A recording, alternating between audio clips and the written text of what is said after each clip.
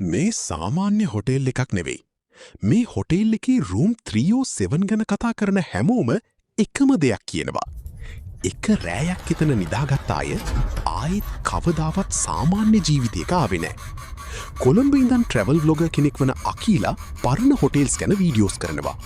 දවසක් යාට මැසේජ් එකක් ආවා. මවුන්ටන් විව් හොටෙල් එකට යන්න. රූම් 307 try කරන්න. අකීලා මේක චැලෙන්ජ් එකක් කියලා හිතලා හොටෙල් එකට ගියා. හොටෙල් එක පිටින්ම අමුතුයි. පරණ ගොඩනැගිලි එක, කැඩිච්ච ජනෙල්, නිවි පත්තු වෙන ලයිට්. රිසෙප්ෂන් එකේ වයසක මිනිස්සෙක් හිටියා. ඔහු අකීලට කීයක දෙන ගමන් කිව්වා, පුතා, රූම් 307 එකට ගියොත් රෑ 12ට පස්සේ දොර අරින්න එපා. අකීල රූම් එකට ඇතුල් වුණා. එක සාමාන්‍ය වගේම පේනවා.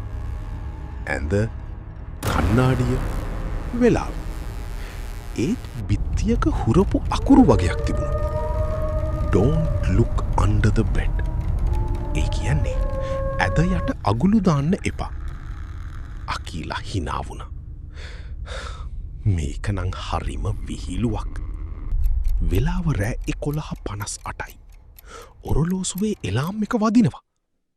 12 වුණාම ඒක නතර වුණා. AC off. ඒත් ඇතුළ හරිම සීතලයි. ඇද යටින් සද්දයක් ආවා. ටක් ටක් ටක්. අකීලා ෆෝන් එකේ ලයිට් ඔන් කරලා පහළ බලන්න ගියා. එතකොටම බාත්රූම් එකේ දොර තනියම වැහුණා. පම්! ඒකම කන්නාඩියෙන් මෙසේජ් එකක් පේන්න ගත්තා. You looked. ඔයා හිරවෙලා. අකීලට හුස්ම ගන්න තමාරු වුණා.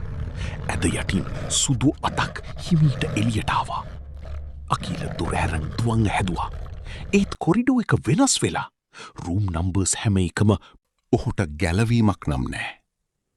අන්තිමට කැමරා එක බිමට වැටුණා. වීඩියෝ එක බ්ලැක් ස්ක්‍රීන්. එකම සද්දය ඇහුණේ. නැවත පැමිණෙන්න. පහුවදා පොලිසාවා. රූම් 307 තියෙනවා. අකීලා නෑ. කැමරා එක විතරයි. ඒ වීඩියෝ ෆුටේජ් එක ඔන්ලයින් අප්ලෝඩ් වෙලා තිබුණා. අදටත් කියනවා. රූම් 307 තවම මිනිස්සු එනකල් බලාගෙන ඉන්නවා කියලා. ඔයා රූම් 307 එකේ එක රැයක් ඉන්න කැමතිද?